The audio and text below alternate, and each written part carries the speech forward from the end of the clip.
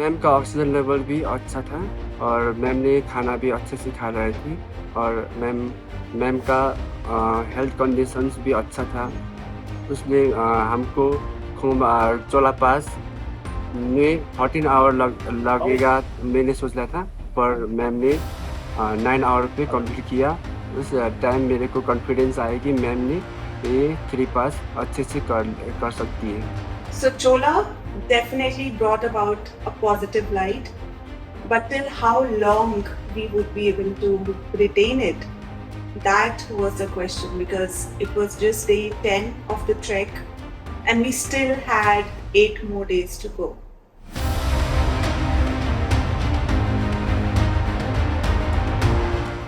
Good morning. आज है day 11 हमारे ट्रिप का और आज हम लोग जोंगला से लोबुचे जाने वाले हैं and tomorrow will be heading to Everest base camp. धूप बहुत ही ब्राइट है, बहुत ही ज़्यादा। कल बहुत ज़्यादा स्नोफॉल हुआ है और आज उतना ही ब्राइट सन है। And I could send some sort of swelling on my face because we were at 5,000 meter altitude. So just imagine 5 kilometers above the sea level. So it was quite something. After breakfast, we started our journey ahead. Initially, it was all good. I was super energetic. The vibe from the last day was still flowing. The views were outstanding. The entire valley was just magical.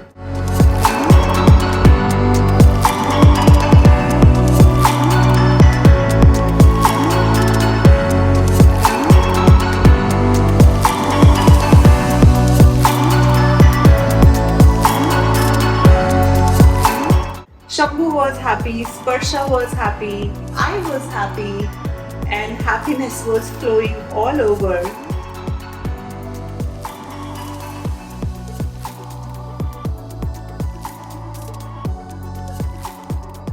And when we were close to Lobuche, I felt too heavy. It seemed like as if something was draining me completely. The energy in that region was so heavy that I literally had to drag myself.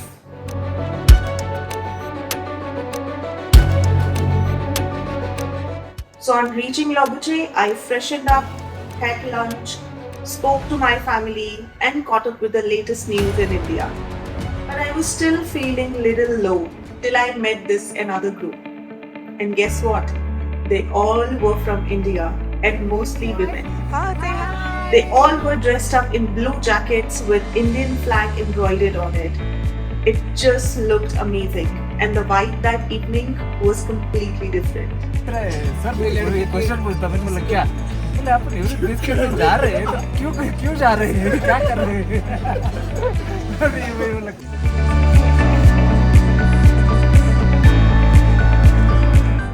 93! It was extremely cold in the night and I had to put my sleeping bag to use. Good morning. Today is day 12 of our trip और आज हम लोग लोबुचे से गोरक्षेप जाएंगे। गोरक्षेप पहुंच के we will place our bags in the tea house and then from there move to EBC, which is 3 kilometers from Gorakshep.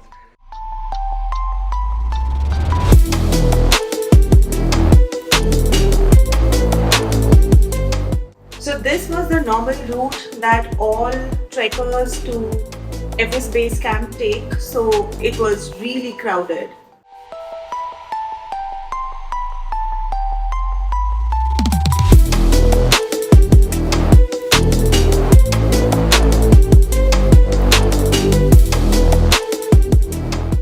This time we were walking along the Khumbhu Glacier.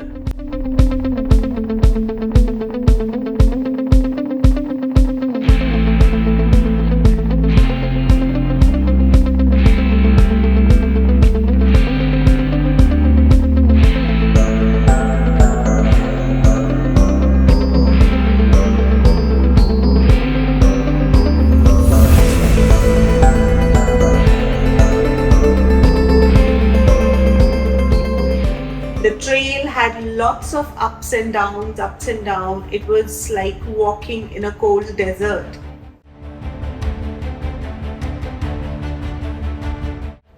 The distance shown on one of the notice boards was just 3 kilometers from Lobuche to Gorakshep, but in reality it was 6 kilometers and we took 4 hours to reach Gorakshep.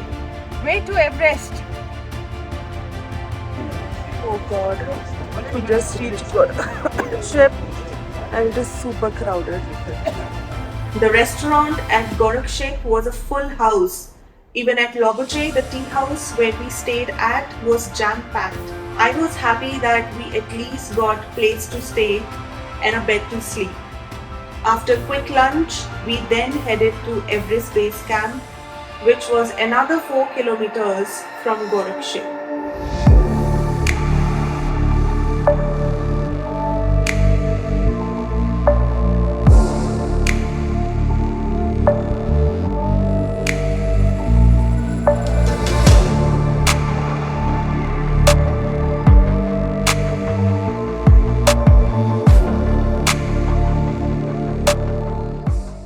Once again, we kept walking alongside the Khumbhu Glacier, and in fact the Everest Base Camp is located on the Khumbhu Glacier itself.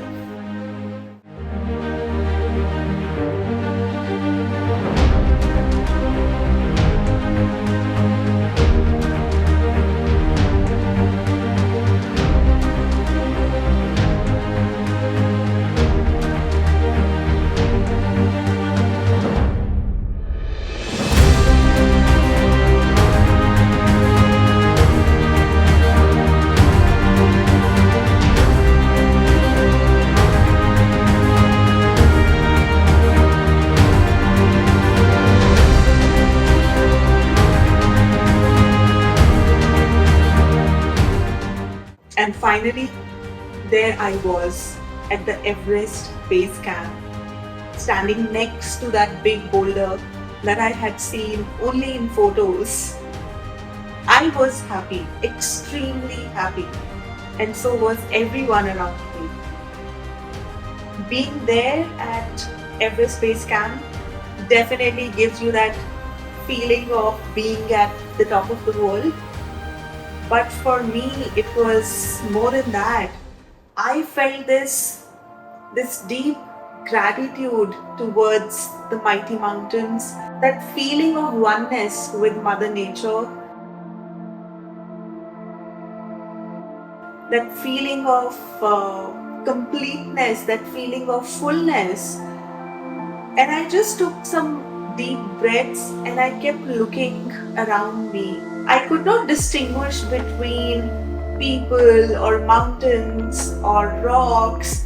Everything appeared just one to me. I could literally sense all 5 elements reflecting even in people. And when I say 5 elements, I'm talking about water, air, earth, sky, and fire. I could see water in their flowing emotions, air in their happiness, earth in their body language, sky in their dreams, and fire in their eyes as sense of accomplishment. So this trek was not just a regular trek for me. It was a way to take me closer to Mother Nature. And today when someone says me, so Megha, bucket list item done, I tell them that it was never a bucket list item for me. This trek was very sacred and it holds a value that's inexpressible for me. I mean, I cannot put into words what I felt in those 18 days when I was doing my Everest High Passes trek. While we were returning, we met the Maharashtrian group on the way. Mataram! Mataram! Warrior! It was a long day for all of us. 6 kilometers in the morning from Lobuche to Gorakshep, and then from Gorekshep to Everest Base Camp was another 4 kilometers and then return. So in total, it was 14 kilometers at a really high altitude.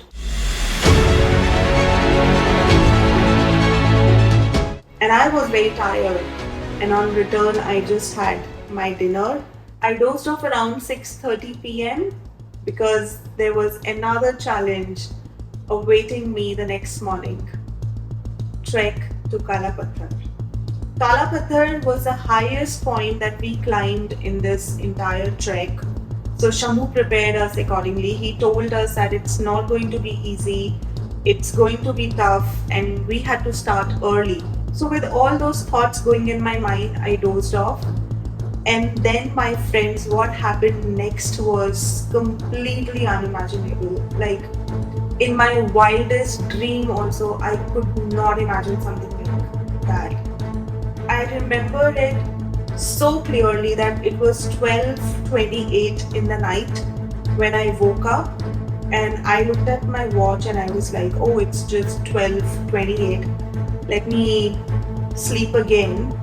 But the moment I closed my eyes, I saw an old person, and I saw myself standing next to that old person.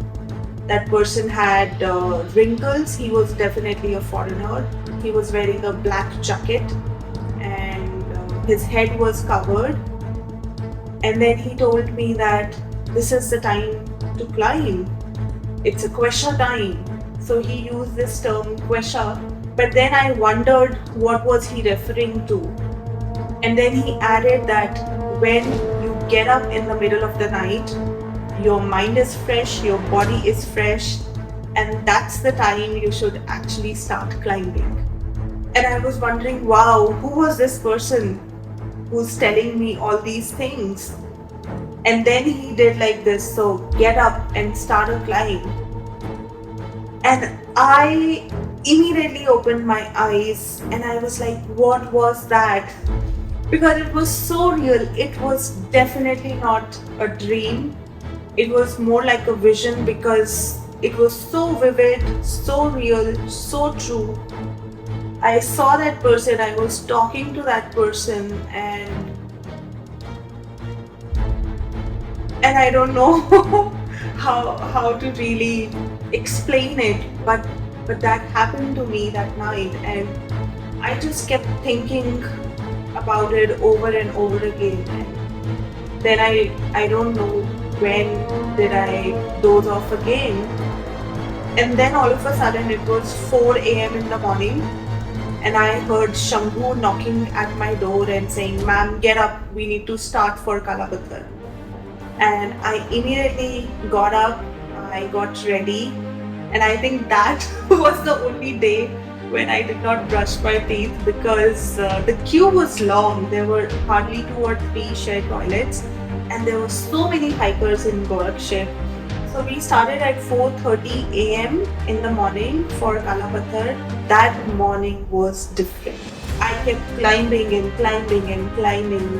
I think that was the first time when I felt my body, my mind, my breaths all were synchronized, and I was walking in a rhythm. I was walking in some pattern, and I was looking at that mountain in front of me, and without even blinking my eyes, I was climbing. I completely lost track of time and space. मुझे नहीं पता मैं कब से चल रही थी, मुझे नहीं पता मैं कितना चल रही थी. I just kept climbing and climbing and climbing.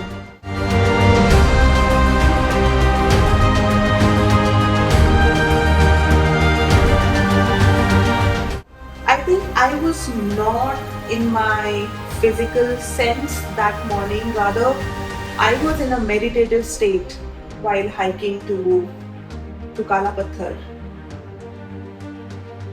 And after some time, when I stopped to look back, I could not find Raghav, I could not find Shambhu. They were like way behind me, and I was like, wow.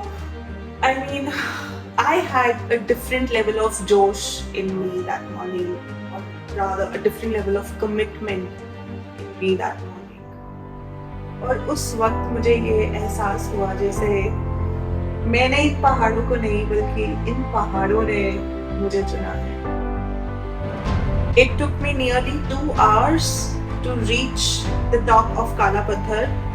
The last stretch was tough, and for a minute I thought, okay, let me take a break.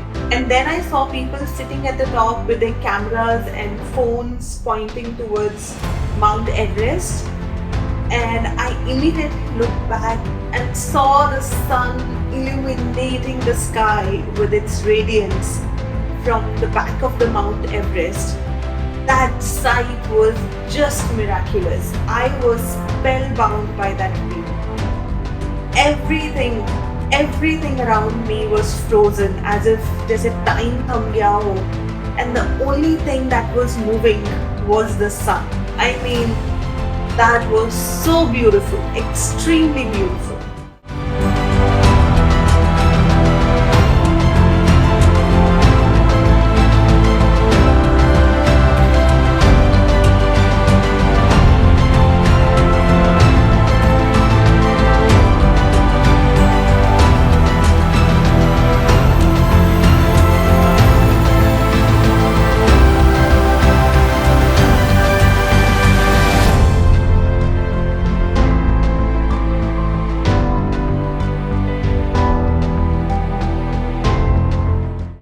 You would get a panoramic view of Himalayan ranges and a close view of Mount Everest summit point from Kala Patthar.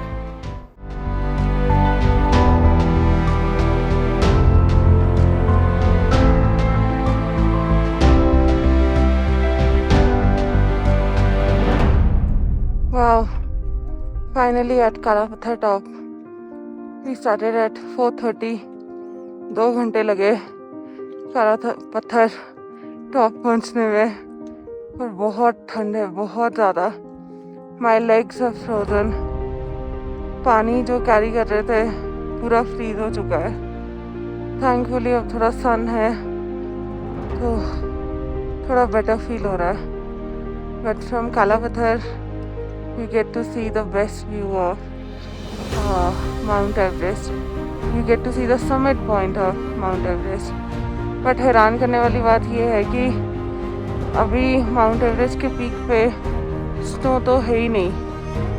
तो I don't know मतलब ये अच्छा है या बुरा है, but I don't see snow at the peak of Mount Everest. So if you are coming for Everest Base Camp, then Kala Patthar is a must do. Must do. बहुत steep है, मतलब ऐसा लगा कि हाँ आधा हो गया, फिर लगा नहीं अभी और थोड़ा पीछे है, एक और पहाड़ चढ़ना है. वो चढ़ा, अभी और थोड़ा पीछे है, एक और पहाड़ चढ़ना है. तो नाम एक है काला पत्थर, पर मुझे लगा 3 पहाड़ चढ़े हैं. After spending some time at the top, we started to descend. But then things don't always go as per the plan. We had a situation there. The Kala Patthar hike was very steep, and I realized it while coming back because the descent was so difficult. And while coming back, Raghav slipped and he injured his knee. I too slipped many times, but thank God I was all okay. I was safe. We immediately took Raghav to the medical facility at Gorakshep, and doctors over there referred him to Kathmandu hospital, which means he had to return and get evacuated via helicopter.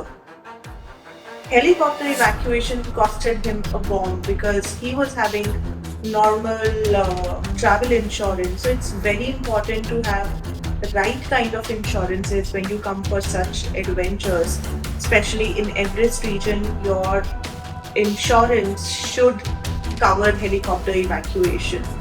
Raghav actually survived the weather. He managed AMS, but then he just slipped and got ligament injury. So anything can happen in the mountains. So it's always good to come prepared for such kind of situations. So day 13 started with hike to Kala Patthar, followed by Raghav's evacuation, and then me returning to Lobuche.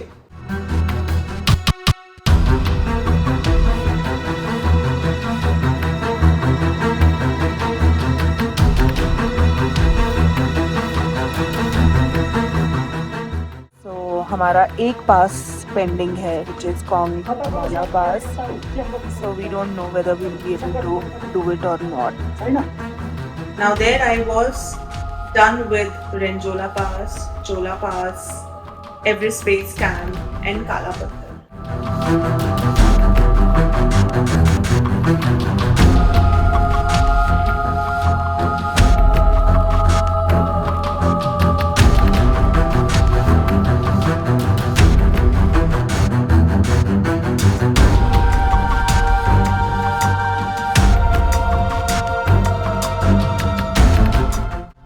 Now the only pass that was left was Khumbhu Pass, which was the toughest pass as per our guide Shambhu. But I was all alone. Raghav was no longer with me. So I was not sure whether I should go for Khumbhu or leave it for another time.